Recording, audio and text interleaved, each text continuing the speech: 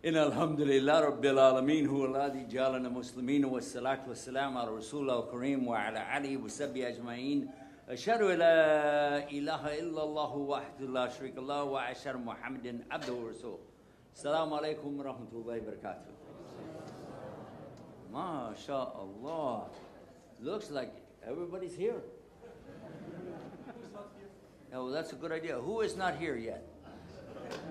One? Always somebody from Egypt here, I don't know. Is it Egyptian? Raise a hand. Alhamdulillah Rabbil Alameen. The praise is to Allah. We praise Him, we thank Him, and it is only Allah that makes people Muslim. In the introduction, you heard mention the fact that an Egyptian person was being invited to Christianity by myself.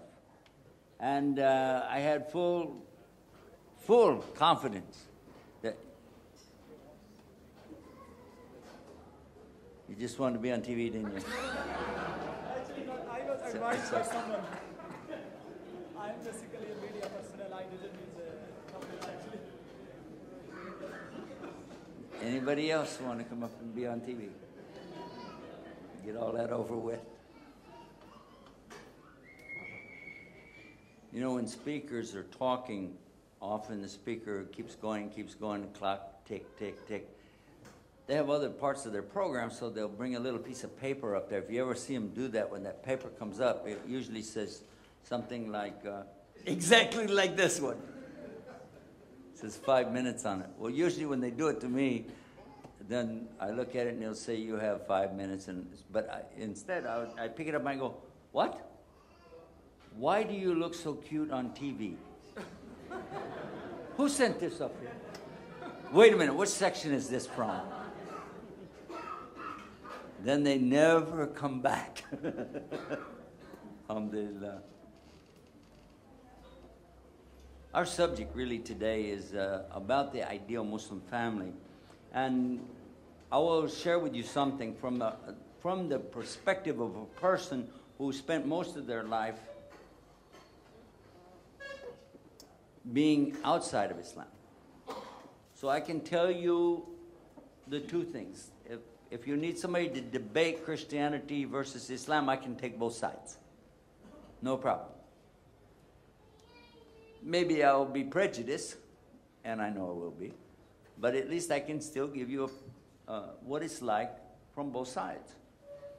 And especially in this, because all of us are concerned about our families. From the time we're small until we die, we're concerned about what's going on with our family. Our first experience is with our mother, of course, and we look to her as not just a role model, everything. Everything we need is coming from that one person. That's for everybody. We look to the father as this other person who's kind of like involved in my life, but not to the great extent that the mother is. This is for everybody. It doesn't matter, Muslim, Christian, atheist, it's still a fact. As we begin to get older, we get more understanding about some other people in our lives, usually our siblings, the brothers and sisters that we have. And in so-called ideal situation, where you have the best of parents, they don't get divorced, your father's not a drunk beating you up or something, but in the best situation, still there are times when a child will feel that there's something lacking or missing. And again, this is normal. Every person on earth, every single person on earth, regardless of their background, regardless of their genealogy, regardless of where they are, regardless even of their mental capacity, but everybody has this need inside of them. Everybody has a need. And I don't want to oversimplify it, but I would like to mention something to you that happened to me many years ago, back in the 1960s. It was a friend of mine who used to tease me because I'm very slow when it comes to playing chess. And he was very fast. So when I was trying to move my chess pieces, he would make up these different questions and jokes and give me a hard time, especially if I took a long time to move. And one of those times he said, by the way, do you know what it is that everybody wants? I said, yeah, money. He said, no, not everybody wants money. I said, name me anybody who doesn't want money. He said, no, there are people that don't want money. There's something more important to them. But everybody wants this one thing. I said, a woman. He said, no, I mean, everybody wants it. Women don't want a woman. I said, oh, yeah, that's right. Then he got me distracted good. I said, not money. To be famous. He said, nope. And I thought, and I guessed, and I went on, and finally, I couldn't think of anything anymore. I made a move with my chess piece, and then immediately he beat me just like that. And he said, by the way, the answer is peace. I said, what? He said, that's really what everybody wants. The things that we do in this life, we do them so that we can hopefully find peace in whatever it is that we're doing. Why do we want the money? Because we think it will bring us something else, and we think that will bring us peace. It's not just happiness, it's peace. I know he was just playing with my brain, I know that. But at the same time, it stuck with me, even until this minute. If you said, what does everybody want? Regardless, believer, unbeliever, communist versus free world, blah, blah, blah. Just make the list, and you're going to find out that the one thing really people are seeking after. Why do people drink alcohol? Because they think it will benefit them and get them out of this condition that they're in, and this is going to make me feel better, at least for a while. The same is true for drugs, smoking, any addiction that people have. They believe that this is going to bring them that internal peace. They're going to find peace. And that's really what everybody's after. Can you imagine my amazement when I found that Islam is such a complete way of life that it brings about that peace here, in the hereafter, and even in the word itself. Now, you know that the word salam means peace. But did you know that the word Islam comes from the same root? But there's only one way to attain it, and the instructions, believe it or not, are all inside the word Islam. If you know Arabiya, it becomes more clear.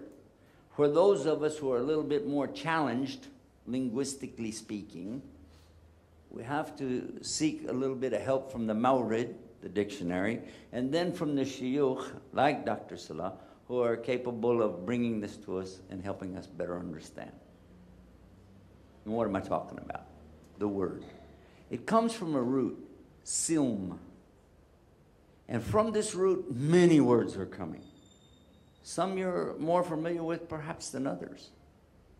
But did you know that of those words, I found at least 5 that helped me better understand what this word really means in English and even how to attain it. First of all is submission. Submission, total submission.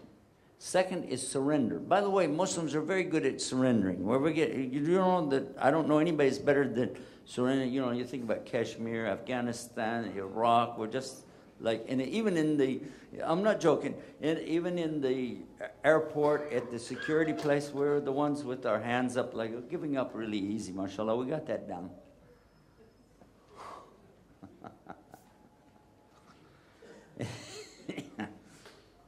Obedience is the third word that's in there, to obey.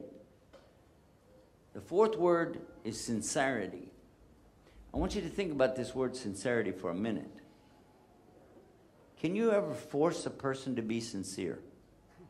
You can force them to do a lot of things, but can you force a person to be sincere? I remember even when I was a child that there was a cartoon show that we used to watch, and it would show the children there being told, you'll eat it and you'll like it. And they would say, we'll eat it, but we won't like it. You can't make people like something. You can't force that. You sure can't force people to be sincere. True or false? If you even understood that much of the word, you could stop one of the biggest propagandas against Islam in the world. The big propaganda. Islam was spread by the Saif, by the Muhammad, by the, what is it? Sword.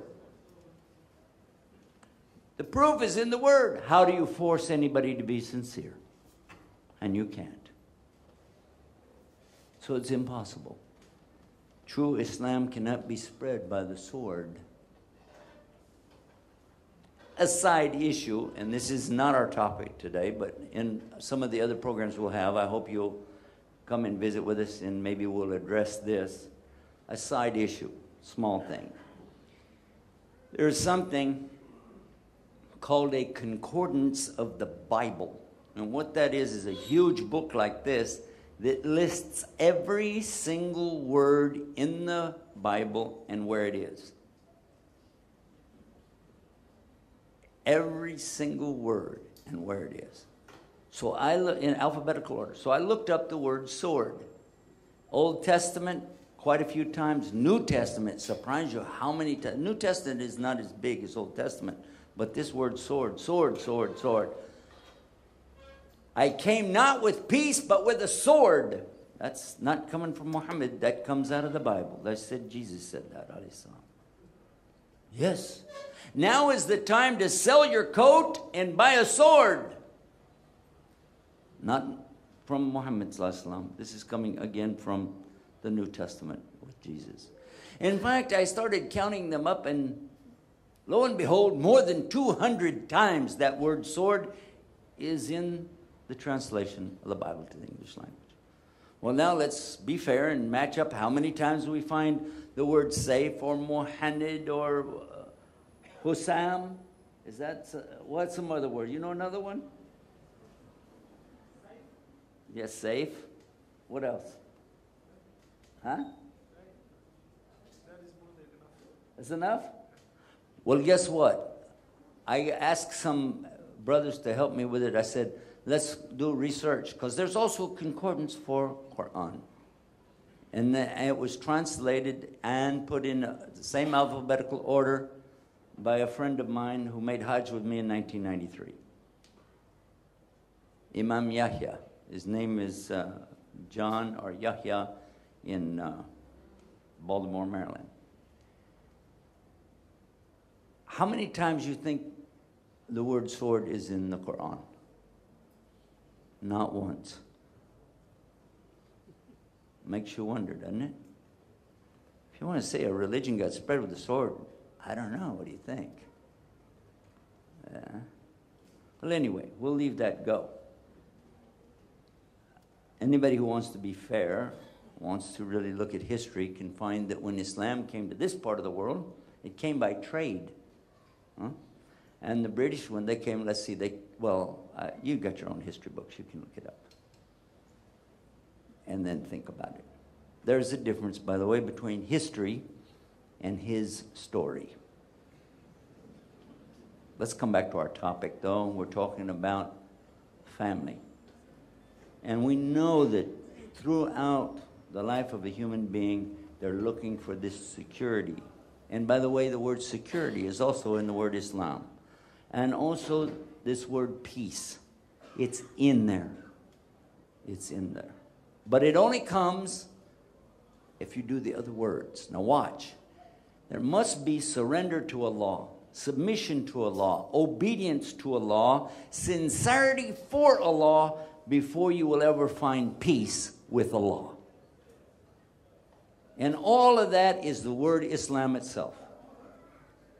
If anybody wants a way of life other than this, if anybody desires a way of life other than what I just described, they will not find peace in this life, and they will not find it in the next life. It's as simple as that. And about that, Allah said in the Quran in chapter 3, verse 85, وَمَا يَبْتَغِي غَيْرَ الْإِسْلَامَ دِينًا فَلَا يُقْبَلَ مِنْهُ وَهُوَ فِي الْآخِرَةِ مِنَ الْخَاسِرِينَ. If anybody desires a way of life other than what Allah has prescribed for them with this way, with this deen, then Allah is not going to accept it. And in the next life, they're going to be with the losers. So how can I have this ideal family? And I'll ask you, doesn't it make sense? The creator of something would know the most about it. If you, for instance, if you have a new iPhone made by Apple, who would be the best one to have the manual on how to operate that? Tonka Toys? I don't think so. I think it would be the manufacturer, right? But how about the one who made the whole universe? There's nothing in the universe except Allah made it. So if we understand that, it makes sense that we would ask Him, how can I be what you want me to be? And He should also help me by telling me what my purpose is. And our purpose laid out for us in Surah Al-Dariyat, chapter 51, verse 56, very clear. وَمَا خَلَقْتُ الْجِنَّ وَالْإِنسَ إِلَّا لِيَعْبُدُونِ. Allah tells us He did not create the jinn and mankind except for ibadah to Him. Now what's the clue here? Well, if we understand that everything we're doing through our life are regular things that the same as anybody else, but we do it for the sake of Allah. It doesn't mean we're going to hang out in a temple or church or a mosque all day long. No. But in fact, what we're going to do, we're going to be doing it for the sake of Allah. The same thing. I'm going to work, take care of my family, save money, help my next door neighbor, same as anybody else, but I'm going to be doing it for the sake of Allah. What's the benefit on that? Well, number one, that's because of the sincerity. Then, when I say that I'm doing this for Allah, watch what happens. Maybe I don't like my neighbor. Maybe he doesn't take care of the shrubbery, the trees, or the flowers in a proper way, and it's messing up my yard. Maybe he has an animal that's coming over and messing up my yard. Maybe many things could be something wrong. But because I'm a Muslim, I still care about my neighbor because that's my job. And we know that example from our Prophet ﷺ because we know of the neighbor who used to put the garbage and filth on his doorstep when he went out. He'd have to always clean it up every day. And then one day it wasn't there. What did he do? I know what I would do. I'd go, hey, man, maybe he moved away. Good, alhamdulillah. But our Prophet ﷺ went to see and check on him, and he found the man was sick. And the man said, oh, you're coming to look after me, but I'm the one putting the garbage on your step. He said, I know that. That's how I knew you were ill. I didn't see it. And what an impression it made on this man. And about the lady, that he carried the package for this lady, and all the time she's telling him, you know, about this man, Muhammad, who is this guy claiming he has a God and all this stuff. Watch out for this man. And when he got there, put the package down, he said, lady, I am Muhammad. She said, Ashhadu la ilaha illallah, Ashhadu Muhammad Rasulullah. So it's because you do it for Allah. You're not doing it for the person. So when we get married, it's going to be the same way. What is it we look for? Now, the average young man, he's going to be looking for a hot babe. Okay, that's it. He wants to walk down the street with a number beside him that the guys are going, whoof. This is what he's thinking about.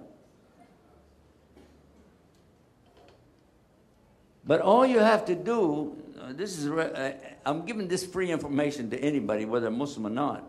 All you have to do is stop and think about this. Ask to go meet her mother or her grandmother. And you're going to see, okay, that's the grandmother. That's not a hot babe. Okay? Well, guess what? If you marry her, you have to realize that she also is going to wind up the same way. That's what people do. Allah only makes people look like they are temporarily. You're not going to stay that same way. Very few people are still as handsome today as they were many years ago. I'm one of those people. I'm very happy about that. I can get away with that. I'm old. But seriously, stop and think about it. If it's only about looks, then what about all the rest of us? Huh? Really? It's a joke. What do you really want? And the Prophet ﷺ told us about this. It's very important. He told us you could get married for looks. That was one of the things he mentioned. Or for family status, you know, this level, this social, or wealth. Really hooked up. We're talking about, you know, Mercedes, nice airplanes, stuff like that. And then what? What happens if you married her for wealth? Or girls married some guy for wealth, but then he went broke. What are you going to do then? Be like Hollywood, you know. Okay, well, so-and-so is dumping this guy for that guy, and this girl's dumping this, you know, for this. And like this, you see, it's the tabloids coming out every day. Somebody's dumping somebody for somebody else. It's all about what? They can't find peace. These are the most miserable, miserable people on earth. And they only look happy when the camera's on. Because you know, you've seen them when they catch them off camera. Have you seen that when they're down running away from the cameras like that? You look at their face, they look, oh. Have you seen it? This is what they really look like. Sheikh and I spend a lot of time in front of cameras. We know about this. Yeah, we know about this. And they want you, you know, they'll say, okay, stop, cut, you know, your hair is messed up, and you have to smile. They were giving me that sign yesterday. It was saying, smile, Sheikh, smile, you know. Sometimes you don't feel like it, you know. But for sure, if you will choose the one that the Prophet ﷺ mentioned last, that's the right one. What is that? You choose your marriage based on the person's taqwa. What is taqwa? Taqwa doesn't really mean fear of God. It's something else. It's to put a shield up between you and something. You see those panels over there? Okay, that's taqwa. It's to put a barrier between you and what? And in this case, it's a barrier between you and the anger of Allah on the day of judgment. Allah will be angry on that day as He's never been angry before, nor will He ever be that angry again. This is one-shot deal, and you definitely need that shield against that anger. Yes or no? This is taqwa. So if the boy is having this, or the girl is having this, then they're going to do for the sake of Allah, then whatever the rule book says, they're going to do it. The rule book says the man works and takes care of the lady and provides for her shelter, housing, food, clothing, medical, everything. Whatever she needs, he provides it. Yes or no? And her job is to pay how much of the house and how much of the food and how much does the lady pay? I'm not getting an answer. What is it in Hong Kong? They didn't tell you yet? They did it anyway? But that's a different. This is a different paper. It's a bigger one. Bigger. What is the percentage that ladies have to pay from their paycheck to them for the upkeep of the house? 0. Women don't pay anything. How many ladies you didn't know that? Raise your hand if you didn't know that. You knew that. You're just too shy to tell me. Okay, that's cool. For sure, when I was in Mississippi and I said that, some of the brothers are going, shh, shh, shh. like this. The ladies were in another room, you know, but you could hear him saying, Allahu Akbar! And one of the brothers, he leaned over to another and he said, where'd you get this guy? And then I mentioned another thing. In the ideal family, and that is basically to follow the revelation of Almighty Allah, which is Quran in the explanation, the Sunnah. In following that, look what else. The man will also be doing his own laundry. Now all of a sudden the brothers are going, huh?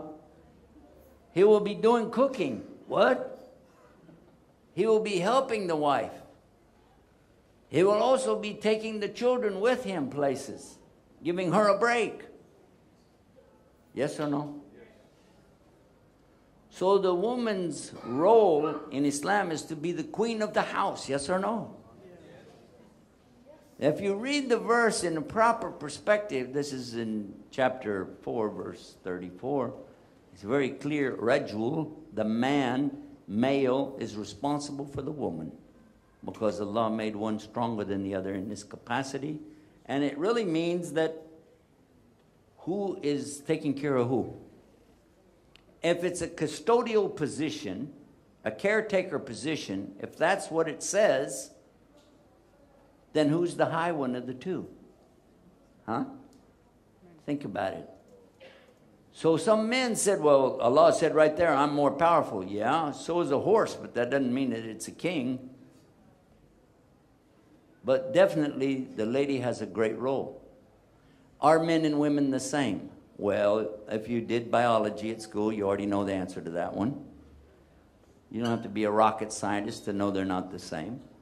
So how do you say a man and a woman are equal to each other? And a man can't have a baby, right?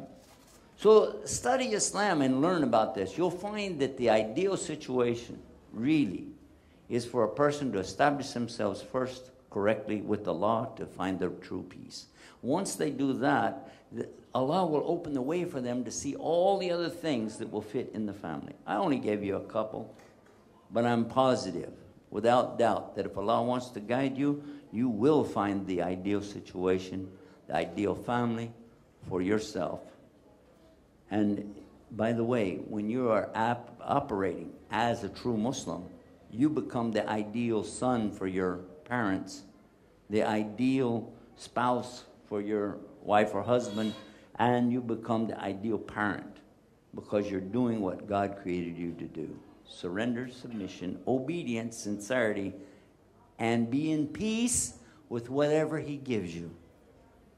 And that's as good as it gets. May Allah grant us that and give us that tawfiq, the success. Ameen. And may Allah help all of us to encourage each other, to remind each other in this same capacity. Ameen. Subhanakallahumma wa bihamdik. Ashhadu an la ilaha illa ant. Astaghfiruka wa atubu alayk. Assalamu alaikum wa rahmatullah. Jazakallah khairan, Sheikh Yusuf. Now it's time for Maghrib prayers.